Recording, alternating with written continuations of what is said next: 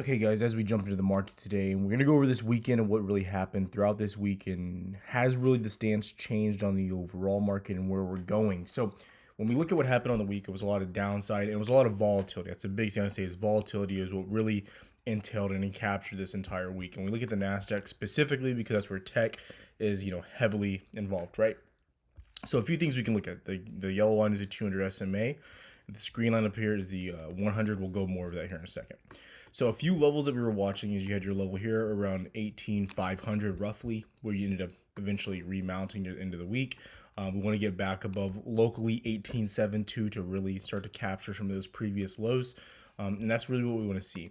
Now, the part of the week that I didn't love was this, is that you're just kind of going through your 200 on repeat. Like, there's no real sustain when you get back above it. And giving you food for thought of, why this, like, I don't like it, right? You zoom back and you look on the daily, you can see a little bit more respect maybe, but intraday, not really.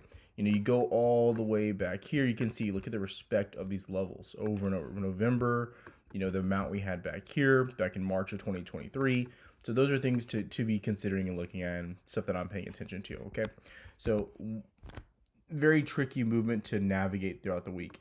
Now, another area that I did talk about this week was what was happening with the S&P 500. And so when we look at the S&P, we look at ES specifically, and ES really did respect its 200, okay? You came right down to its 200 daily, and then you ended up pushing back up. And so far, we've been just waking off of the 100 daily moving average up here, which is less significance, but still something that I'm watching here, because obviously we're not breaking back above that range just yet.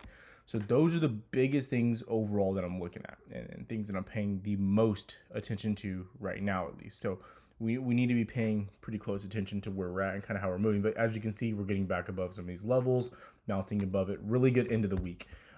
Dow really perked up as well.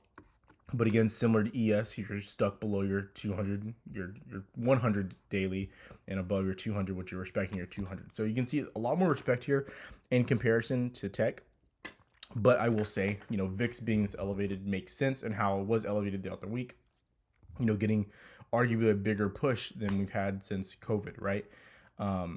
This is a much bigger push than what we had in the banking crisis and everything else. So pretty crazy to see this. And we're coming back, what seems like, into regular territory. So that's the biggest thing of where we're at now. And I think we're in a decent spot. I don't think we're terrible. I don't think this is awful. I think we start to break back above some more levels and you look really good.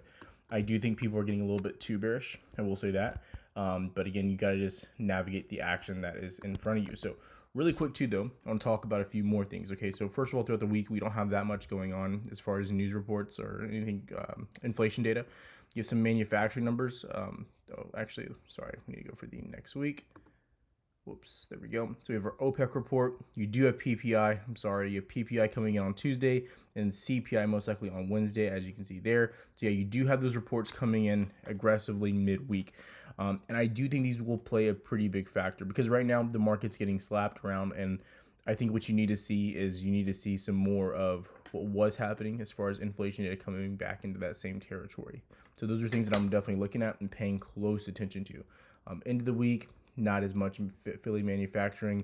Eyes on manufacturing because manufacturing data was pretty bad the past 2 weeks, and definitely pulled us back. And obviously those Michigan expectations on inflation going into the end of the week. But CPI is gonna be the biggest thing here. Wednesday, PPI is on Tuesday, so a little bit of a switch up there. Also, two mortgage rates. We'll talk about this here in a little bit. Continuing to drop. And we peaked at in around April at around 7.5%. Before that, it was in last November. We peaked near 8%. Currently, we're 30-year fixed is around 6.5. It got down to lows of around 6.3. FHA got even lower, around 5.8. And this is important because this is the one area of inflation that can't really be helped by the Fed. The only way that this area of inflation, as far as rent prices, gets positively affected, in my opinion, is if the housing market gets stimulated as far as what's happening here with rates. And if the price of mortgages are high, price of rents will probably equally be high. So again, this should cause some good movement in that area. I don't know if it's going to happen immediately. It'll take some time. I mean, I assume if oil takes a little bit of time to hit the market, mortgage rates will take just as long, if not longer. The other area of the market that was causing a pretty big downturn, really, right? People want to say it was happening here because of America, this and that. I think we had a little bit of a pullback, but obviously what the Bank of Japan did with the raising of rates was the catalyst that really shocked us, right? So this is what really got us not pushed down. Now, this is the $1 million question right now: is will Japan raise rates again? That is the question. I'm giving you a food for thought. This is the first time this past week that Japan has raised rates in the past 15 years. They've been at zero for literally 15 years. So when you have, everyone buying a specific currency and buying, bonds of that currency as well, and there's a shock or a big switch up, that's where things really get tricky. If you do remember, during COVID, this was one of the biggest buys of Warren Buffett, if you guys remember, Japanese bonds. So very big and important to understand that as well.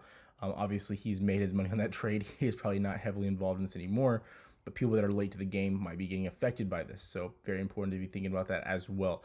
So that's the $1 million question: is like, are they going to raise rates again? I'm not going to, play the guessing game there. But I think they're going to give some time before they do that. They definitely hinted at a pause in the short term. So for right now, I'm not worried about it. So that's what I'm looking at there. Going back into Nasdaq and specific stocks. So I'll be going over some stocks as well today. We're going to be going over a little bit of options as well, and a few names that I'm liking, and go a little bit more in detail there.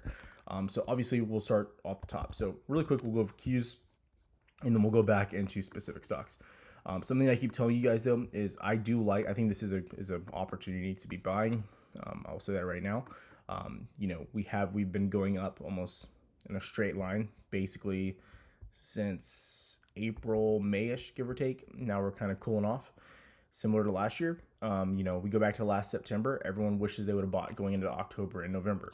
I'm not saying we're gonna have that same situation, but it's gonna be interesting, especially with an election year. Now, I do think September could bring some more turbulence, but I'll still say this is probably one of the best dip opportunities we've had in a while. So again, Qs, really trying to get back above that 100 SMA. You're going to see the common trend line across the board.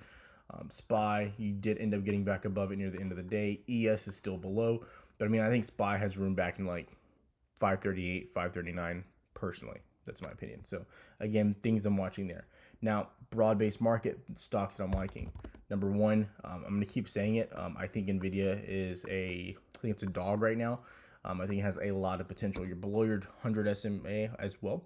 But I think Nvda is I'm buying with time, and I keep saying that. I think the short-dated positions are just unnecessary risk. So when we go over here and we look at Nvda specifically, and this is Moomoo, guys. The link is down below if you guys want to see what broker I use. This is their new actual app and new UI for the desktop. So I've been testing it out. As you guys know, I'm not in the office or anything right now, so this has been a little bit of a change, but it's been really, really user friendly. So anyways, what I'd be looking at here on Nvda, shortest dated I'd be going is January of this coming year. I think these are grossly undervalued. I've been saying that for a while. For instance, the hundreds, giving you some food for thought here as well. These got down to a price of around 16. Let's go over the last month so we can see the cheapest these things got. It's a little bit off for me. Yeah, they got down to around $15, $16. They pushed back into highs around 20. They're kind of stagnating here. But again, these are in the money contracts of what you're looking at. And I can only say it so many times. You're only going to get so many of these opportunities. And that's just going into the 7th. I think they got even cheaper before that. So, do what you got to do. Love the opportunity. Love what's going on there. But anyways, so love Nvda. I think dated as well is really good. Going into mid 2025 as well. Going into summer, also very good. Going into 2026, they're all very affordable. Food for thought though, $25 here. You're looking just to get back into 130 on Nvda to put these really, profitable, right? And they most likely would double up from that point of view. That's my personal opinion, what I'm looking at there. Okay, Apple. I keep saying Apple as well. I ended up closing Apple when we had that big giant drop. I had to, just based on where we were at, just to maintain risk. But I still think Apple's a good buy. And I think the Warren Buffett thing was a really big selling point for a lot of people. I think it scared a lot of people what was happening there. But like I mentioned, though, with Apple specifically is, this entire move you had up was Warren Buffett selling 50% stake. So let that be food for thought. It's still a major buy on the street. Their earnings were very good. I think they're one of the best companies out there. So again, dated on the mind there as well. You probably could go shorter dated as well. But I still like Apple a lot. Their earnings are doing really good. What they're doing in India, what they're doing in China, their sales across the board, and what they're doing, with the additions of Microsoft and ChatGPT on their new phones. I think that's when the real boom comes, is with the new iPhone. We'll see. But again, still the 220s for January, in my opinion, affordable. Do what you gotta do though. Watching those closely as well. Other semiconductors, I've lost a lot of interest. AMD, these other ones. I like ARM a lot. I think ARM is really interesting as long as it holds above your 200 daily moving average around 106, 108. You hold that. I think it's a longer term buy as well, with extreme volatility potential back into 160, back into 170. Needs to be on the top of your watch list. I could go into detail with these contracts, but at the end of the day, I think you guys got to figure out what's best for you here. It's going to be a little, I'm not as familiar with the chain here either on ARM. But again, dated contracts, the more time you have, the better the trade. And I would even potentially go a little bit out of the money on ARMs. A good viewpoint here is something like Robinhood and how I traded that one a while back. I ended up actually trading it again now. But, having that time really gave me the ability to hold through some earnings, hold through specific times, and make more on that trade as well, and then trim as I saw fit. So, again, ARM, I love it. But again, the common theme here is time. A lot of people will think about, buying the dip and, making 100% or this and that. I think the other side of this should be buying the dip as far as stock. And I think when you look at this in buying stock, people think, oh, well, I can only buy so much. Well, I think trading, leaps is a good way to kind of margin or leverage a position. I'm not telling you when to leverage. You need to do your own research and, make that choice for yourself. But I think it opens up the ability for how much you're able to maximize your capabilities in your account. So things to think about there. Obviously, I like semiconductors a lot. Going a little bit further, Amazon. I think Amazon's bull case got really interesting this week with their partnership with TikTok. Okay, so Amazon, this is a simple chart. Get above the 200 SMA, you go long. The end. That's it. Okay, basically 170, 169.5. Now, the partnership with TikTok, I think, opens up crazy doors. For instance, if we look at PDD, so this is Pinduoduo, okay, and Pinduoduo is the parent company of Temu, okay. So if we look at Temu over the past year, and you're going to notice a very interesting theme here. Now, I'm not telling you Amazon's going to do this, but I think it shows the capabilities of what this partnership brings to the table. So Temu Pinduoduo over the past year has gone up very well. Now, if we look at other Chinese-based names, YY, not really done too much, kind of on the downtrend still. Trying to break out, looks decent. Baba. Baba's arguably the best value tech name out there, but it's Chinese. It's been held down, getting slapped. Baidu, also getting slapped. The common theme here is Chinese names have been getting wrecked, but Pinduoduo has been able to beat the rest of the Chinese names because of their ties to TikTok and what's happening with TikTok Shop. Amazon has just done that partnership with TikTok Shop to start selling products on TikTok Shop. I think this opens up a lot of doors. Amazon has also been very profitable over the past 4 to 8 quarters. Crazy, despite this little recession kick that we had. And what anyone wants to say, the recession happened in 2022 when we look at what happened with the market. If we're talking stock market based recession, if we're talking economic based recession, hitting, the home, me and you, then that maybe that happens later on. But I'm just saying, statistically speaking, the recession pullback happened. Okay. Amazon, though, above 170. I think it's a monster play here. I think I don't want to say that you have to go above 200, but I think it is. I think it's one of those names now. I haven't been excited on a name in a minute, so I like Amazon a lot.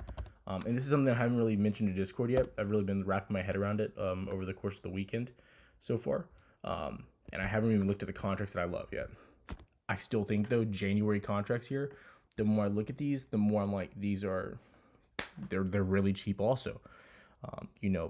I'm not saying that we get to 200 by the end of the year, but I think it's a possibility if the market really bounces back. Okay, those are things that I'm thinking about. Now, I obviously, like I said, I like time here because you're getting things cheaper, one, and you don't want to be in a position that you have to panic. Even buying the $200 strikes for 2026. To me, this is crazy. This is crazy. This is absolutely insane to me of what you're able to get these for right now. Okay. And again, just telling you, they're around $16. You go back on the 3-month chart, these were at highs around $40. Now, I'm not telling you you're going to get to $40, but even, back on July 31st, they were at $30. That's the value that you're playing with here. So that's what I'm looking at. Those are my favorite names. Those are my favorite plays. It's getting a little loud here, but if you have questions, comment down below. The Moo link is down below. My favorite broker who I've been using for a while now. So have a good one, traders. I will see you guys next time.